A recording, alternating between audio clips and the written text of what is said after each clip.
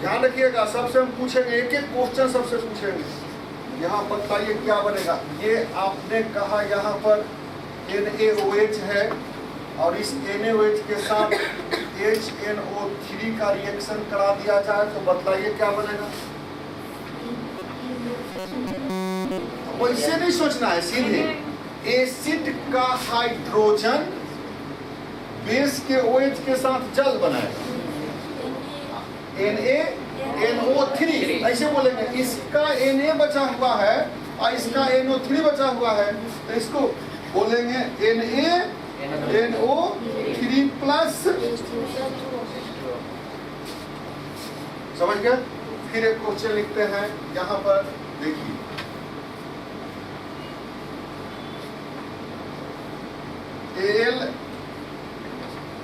AlOH का whole 3 plus H3PO4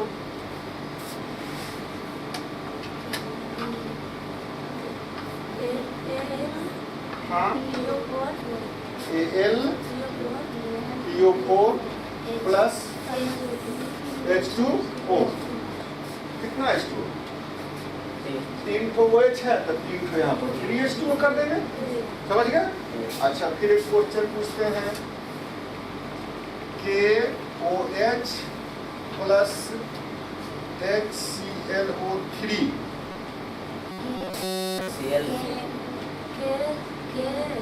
ClO3 plus H2O। अरे सब तुम लोग को आ जाएगा, KClO3 प्लस H2O। समझ गए। फिर ये पूछते हैं यहाँ पर CaO प्लस H3PO3। समझ के बनाइएगा, इसमें कल पढ़ाए थे।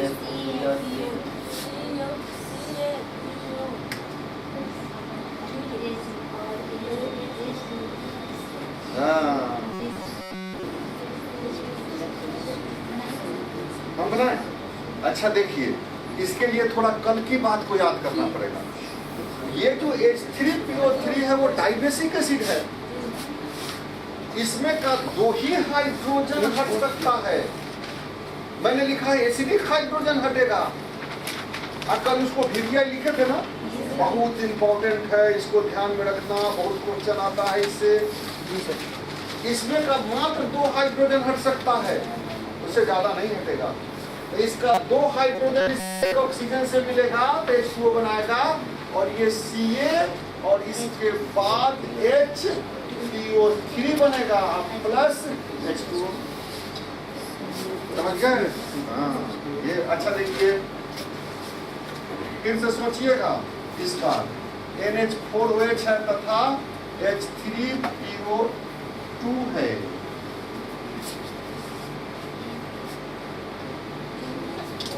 अच्छा एक इसको आपको लग रहा है तो ऐसा कर देते हैं।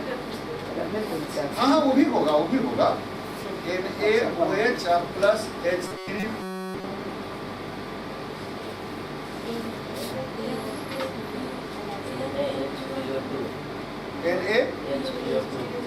NaHPO2 और प्लस H2O।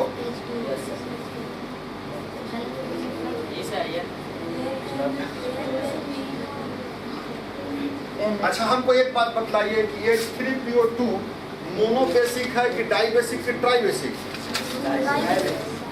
ये मोनोबेसिक है, कल लीजिए मोनोबेसिक में है, ये मोनोबेसिक है, इसलिए एक ही हाइड्रोजन इसका हटेगा, 2 हाइड्रोजन इसका हट जाएगा। क्या इस तरह से बन जाएगा यह NaH2PO2 प्लस H2O। समझ गए। अच्छा एक बात और, ये CaOH का होल 2 प्लस और यहाँ पर आ जाइए H2SO3, और इसमें सब लोग नहीं बोलेगा, इस जिससे पूछेंगे वही जवाब। सभी रेडी हो जाइएगा। यस सर पूछिए, तब मैं पूछूंगा कि हाँ बोलिए क्या रटना ही नहीं, केमिस्ट्री को रटना ही नहीं है, बस ऐसे समझना है, ये बन जाए। अब आप देख रहे हैं रियल केमिस्ट्री, खाली इस पर बोर्ड पर केमिस्ट्री लिखा हुआ है, कोई इंग्लिश वर्ड नहीं, no English, no Hindi, only chemistry. Ready? Yes sir. पूछा जाए? Yes sir. अच्छा, इधर का बच्चा तो बोला, इधर से रेडी आप लोग? पूछा जाए? यस। इधर से किधर से? इधर से पूछा बोलो। हाँ, CA H2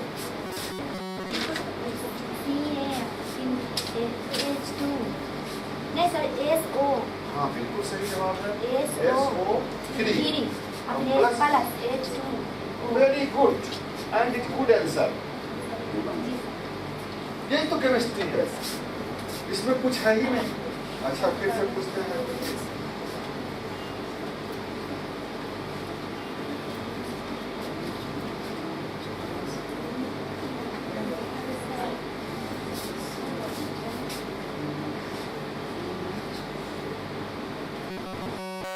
सभी हो जाइएगा। यस सर, पूछिए। रेडी? तब मैं बोलूंगा हाँ बताइए क्या बनेगा। ओके? यस। इस बार जो नहीं बोलेगा उसी से पूछेगा। रेडी? बन जाएगा? बन गया आपसे? रेडी? आपसे बन गया? पूछे? ओके? कुछ नहीं सोचना है। एसिड का हाइड्रोजन को OH के साथ मिला देना है। बेस के OH के बाद जो भी बच गया उसके साथ एसिड के हाइड्रोजन के बाद जो बच गया उसको जोड़ देना है। लगता है नहीं बना? यस, बन गया। हाँ, आप बोलिए। हाँ, बोलिए। वैसे बैठे बैठे बोलना है। डिसिप्लिन वाला तोड़ने वाला, डिसिप्लिन वाला तोड़ने वाला आदमी है। NH4Cl। हाँ, बिल्कुल सही जवाब है। तब देखिए, बिल्कुल सही जवाब है। Correct answer NH4Cl plus. आप लोग केमिस्ट्री आ गया? चलिए, अच्छा इतना लिखे, सब आप लिखते हैं। हो गया? अरे वाह, अच्छा तो ठीक बात है। सुनिए, ये मैं लिखता हूँ NaOH प्लस H2SO4। इसमें देखिए ध्यान से, इसमें 2 हाइड्रोजन है, एसिडिक हाइड्रोजन, OH है। अतः इसका एक OH इसके एक एसिडिक हाइड्रोजन से मिलकर जल बनाएगा और एक H इसके साथ रह जाएगा। तो इसका एक कंपाउंड बना देंगे NaHSO4 प्लस H2O। लेकिन जब इसी का 2 मॉलिक्यूल हम NaOH ले लेंगे तो इसमें 2 OH हो जाएगा। इस 2 से जब गुना करेंगे तो 2 OH करेंगे तो ये 2H2SO4 इससे रिएक्शन करेगा तो ये 2H इसके 2H को न्यूट्रलाइज कर देगा। तब इसमें क्या बन जाएगा? सो देखिए देखिए देखिए देखिए, क्या बनेगा? Na2SO4। ये सोडियम का वैलेंसी 1 है और सल्फेट का वैलेंसी 2 है। किसी एसिड में, ध्यान से सुनो, किसी एसिड में जितना एसिडिक हाइड्रोजन रहेगा उसके बचे हुए भाग की वैलेंसी उतनी ही होगी। इस प्रकार से ये बन जाएगा Na2SO4 प्लस H2O। 2 से गुना कर देंगे। समझ गए? अच्छा लिखिए।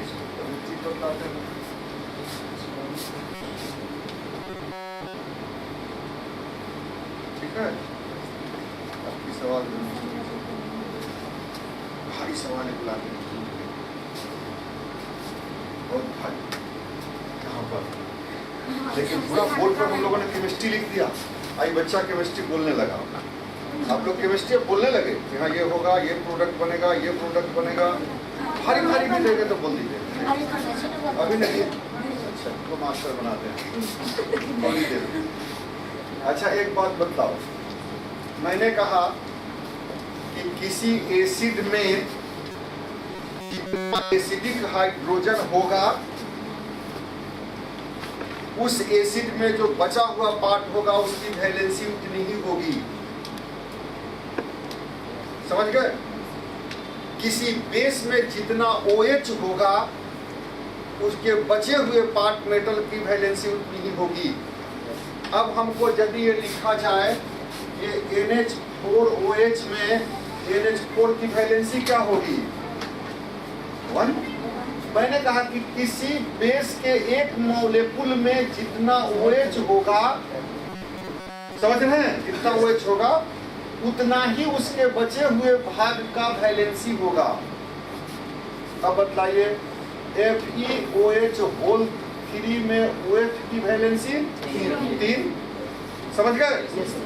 FeOH के होल 2 में F की वैलेंसी 2, ये CaOH होल 2 में Ca की वैलेंसी 2, AlOH के होल 3 में L की वैलेंसी 3, NaOH में Na की वैलेंसी 1, समझ गए? KOH में K की वैलेंसी 1, BeOH होल 2 में B की वैलेंसी 2, समझ गए इतना? यहाँ पर हम लोग इसको लिख सकते हैं LiOH में Li की वैलेंसी 1, ये लिख सकते हैं CrOH के होल 3 में Cr की वैलेंसी। अब आप वैलेंसी निकाल सकते हैं, कंपाउंड लिखा हुआ है तो कि बाद वाला का वैलेंसी क्या होगा। तो कंपाउंड को देखेंगे, वैलेंसी बोलते हैं। फिर से देखिए एक चीज और, तो एक फॉर्मूला हमने आपको बतलाया कि जितना OH का संख्या रहेगा किसी भी बेस में बचे हुए पार्ट का अर्थात मेटल की उतनी वैलेंसी होगी।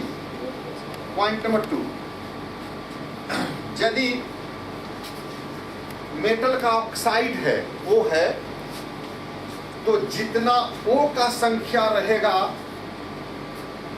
O का संख्या, इस O के संख्या में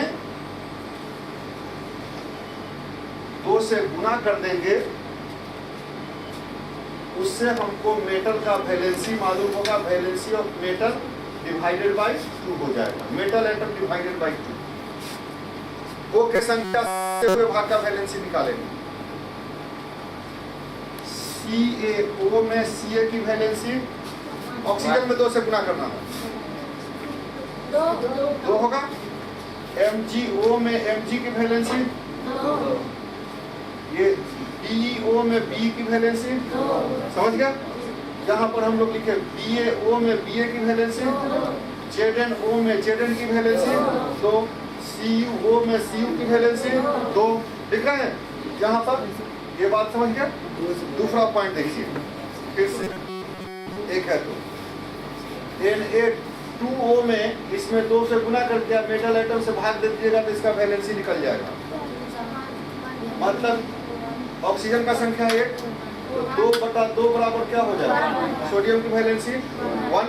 बात समझ गए? K2O में K की वैलेंसी 1, Li2O में Li की वैलेंसी 1। बात समझ गए? ये Cu2O में Cu की वैलेंसी 1 लिख सकते हैं यहाँ पर। ये हम लोग लिखे Rb2O में Rb की वैलेंसी 1 निकाल सकते हैं, मतलब उसके संख्या से डिवाइड करें। फिर देखिए Al2O3 में Al की वैलेंसी तो 3/2, 3 दूना 6 हो गया। इसमें कितना से भाग दिया? 2 से, तो वैलेंसी क्या हो जाएगी? 3। Fe2O3 Fe है, Fe2O3 में Fe की वैलेंसी 3, समझ गया? जैसे ही कंपाउंड का फॉर्मूला लिखा है हम उसका वैलेंसी बाद वाले का बतला सकते हैं और कितने वैलेंसी 1 होती है। तो ये हो गया बेस में हम वैलेंसी कैसे निकालेंगे, समझ गए? एक और पॉइंट सीखिए। और एसिड में जितना एसिडिक हाइड्रोजन होगा बचे हुए भाग की उतनी ही वैलेंसी होगी, समझ गए? जितना एसिडिक हाइड्रोजन होगा, Cl की वैलेंसी 1, ClO3 की वैलेंसी 1, Cl H1 है ना, ये पूरा ClO3 की वैलेंसी 1, SO4 माइनस का 2, PO4 माइनस का 3, दो। ये डाइबेसिक एसिड है, ये बार बार आएगा, मैंने कहा बहुत इंपॉर्टेंट है, इस पर सावधान रहिएगा। ये डाइबेसिक एसिड है, इसीलिए इसके साथ H ऑलरेडी जुड़ा हुआ रहेगा, H अलग नहीं होगा, और HPO3 की वैलेंसी 2 हो। समझ गए? अच्छा एक बात बताइए, यहाँ पर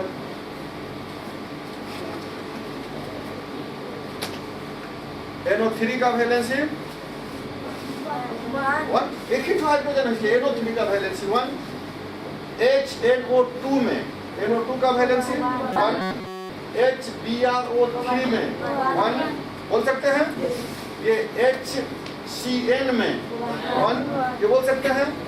H2CO3 में 2, CO3 का वैलेंसी 2, ये H2SO3 में 2, ये बोल सकते हैं?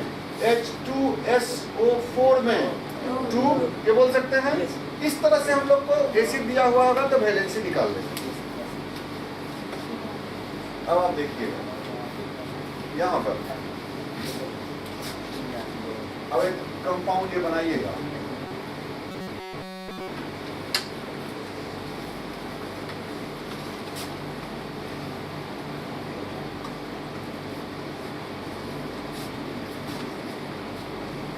आपको सोचने के लिए दिया कि सोचिए क्या होगा। Chemistry the subject of thinking, सोचिए क्या बन सकता है।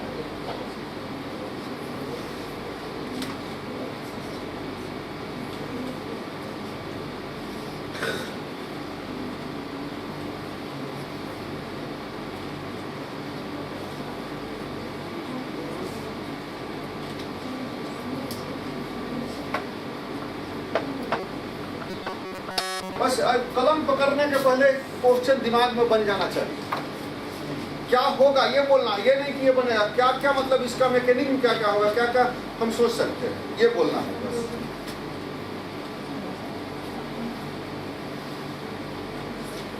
रेडी? पूछा जाए? ये इसमें सब की जुबान बंद हो गई, लगता है कोई नहीं समझ सका ठीक से क्या होने वाला है। ओके, नहीं सर, देखिए ध्यान से, H3PO3 एक ट्राइडेसिक एसिड है। क्या है? ट्राइडेसिक एसिड है। हमारे पास जितना OH रहता है उतना ही H न्यूट्रलाइज होता है। ये 2 से गुना, इसका मतलब इसमें 2 OH इसके 2 H से न्यूट्रलाइज हो जाएगा, अर्थात इसके साथ एक H बचा हुआ रह जाएगा। ठीक है, एक H बचा हुआ रह जाएगा, इसका मतलब इसका जो ये भाग जो बच गया उसकी वैलेंसी क्या होगी? 2 हाइड्रोजन हट गया तो HPO4 की वैलेंसी क्या होगी? 2। जल्दी बोलिए, नहीं समझे? H3PO4 से यदि हम एक H को हटाते हैं तो H2PO4 बच जाता है, इसकी वैलेंसी क्या होगी? 1। जितना H हटाएंगे उतना बचा हुआ का वैलेंसी होगा। H3PO4 से यदि 2 H हटाते हैं, HPO4 बच जाता है, तो बचा हुआ का वैलेंसी कितना होगा? 2। इसका वैलेंसी 2 हो जाएगा। और यदि H3PO4 से तीनों H हटा देते हैं तो PO4 की वैलेंसी क्या होगी? 3। समझ गया? एक पॉइंट हुआ। इसमें कितने एसिडिक हाइड्रोजन हैं? 3। ये 3 एसिडिक हाइड्रोजन में से हमारे पास OH का संख्या कितना है? 2। तो ये 2 OH इसके 2 H से न्यूट्रलाइज होगा, कितना H बच जाएगा? 1। ये H बचेगा, उसके साथ क्या बचेगा? PO4। तो दोनों H को हटा देने के बाद टोटल कितना बचा? HPO4। ठीक है, क्या बचेगा? HPO4। उस HPO4 की वैलेंसी क्या होगी? 2। बात समझ गए? क्योंकि 2 हाइड्रोजन हटाया तो HPO4 की वैलेंसी हो गई 2। यहाँ पर बतलाइए, इसमें NH4 की वैलेंसी क्या होगी? NH4 की 2। एक मॉलिक्यूल में एक ही OH है, तो NH4 की वैलेंसी कितनी होगी? 1। ये तो 2 OH लिए हैं तब ना, 2 से गुना करना ना पड़ा है, एक मॉलिक्यूल में तो उतना नहीं है। तो ये NH4 की वैलेंसी कितनी? 1। HPO4 की वैलेंसी कितनी? 2। बात समझ गए? तो जब कंपाउंड बनाएंगे हम लोग तो ये बनाएंगे NH4 HPO4 जोड़ेंगे। इसकी वैलेंसी है 2, इसकी वैलेंसी 1, तो यहाँ पर वैलेंसी को इंटरचेंज करके ना कंपाउंड लिखते हैं। तो फॉर्मूला क्या हो जाएगा? NH4 HPO4। अब प्लस ये थोड़ा सा आपको भारी लगा, मुझे महसूस हुआ ना। अच्छा ठीक है,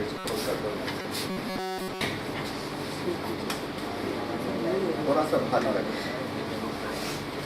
अच्छा एक बात बतलाइए, यहाँ पर ये कंपाउंड आपके सामने है,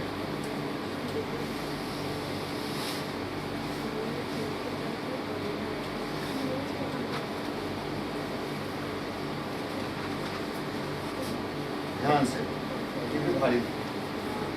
एक मिनट, ये ट्राइबेसिक एसिड है, इसमें PO4 की वैलेंसी कितनी होगी? 3। कैल्शियम की वैलेंसी कितनी होगी? 1। कैल्शियम 2। अरे ऑक्सीजन में 2 से गुना करके ना।